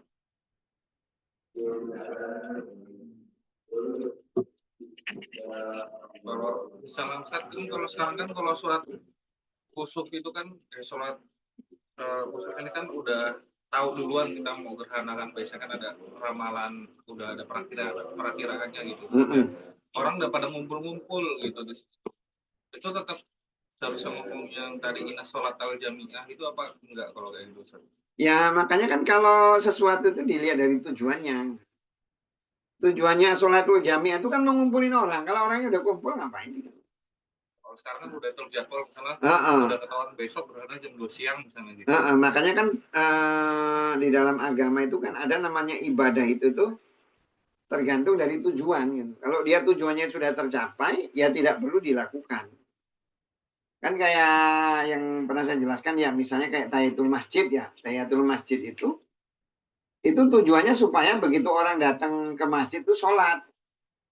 Kalau umpamanya kita datang itu pas setelah azan, kita datang ke masjid, ya udah kita sholat sunat ada qobliyahnya, qobliyah duhur gitu loh misalnya. Nggak perlu lagi tahiyatul masjid. Nah, dan sebutannya juga kan nggak ada di hadisnya tuh sholatul tahiyatul masjid itu kan nggak ada. Kan yang ada itu kan orang datang suruh Nabi kamu sholat dulu. Gitu. Bukan sebutannya tahiyatul masjid. Tahiyatul masjid itu ya memang itu sebutan ulama kan ya. Karena memang ulama itu kan banyak nyebut ketika, oh ini apa, ketika sholat hajat. Nggak ada sebenarnya namanya sholat hajat. Adanya itu kan ketika kamu tuh, Nabi itu ketika dia mendapatkan satu nikmat lah dia. Atau satu keinginan dia sholat. Atau kalau orang dia berbuat dosa dia sholat gitu. Orang menamakan sholat tobat, tapi nggak dibilang bahwa itu sholat tobat. Sholat, suruh sholat aja, sholat minta ampun. Kamu punya keinginan sholat. Sholat-sholat seperti itu nggak ada namanya, tapi ulama memberikan, oh ini karena sholatnya dalam rangka meminta sesuatu disebut sebagai sholat hajat. Kemudian kalau karena kaitannya dengan tobat, dia orang berbuat dosa, sholatnya sholat tobat, nggak ada namanya. Sama seperti tahiyatul masjid. Jadi kalau sesuatu itu sudah tergantung dari tujuannya, sudah tercapai ya tidak perlu dilakukan. Tapi udah orang karena ingin, oh saya harus ngikutin sunnah ya. Kan sama kayak zaman Nabi ya. Nabi itu ketika khotbah di masa tuanya dia kan pakai tongkat. Pakai tongkat. Tujuan Nabi pakai tongkat itu untuk pegangan kan ya. Untuk pegang sebelumnya Nabi nggak pakai tongkat. Nah sekarang kamu Adit, kamu jadi khotib, kamu masih muda, segar, ngapain pakai tongkat?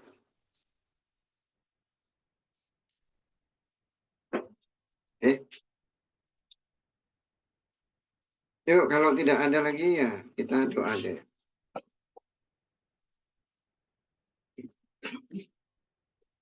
Amin amin ya rabbal alamin. Allahumma anta rabbuna rabbus samawati wal ardh rabbul masyriqi wal maghrib la ilaha illa anta.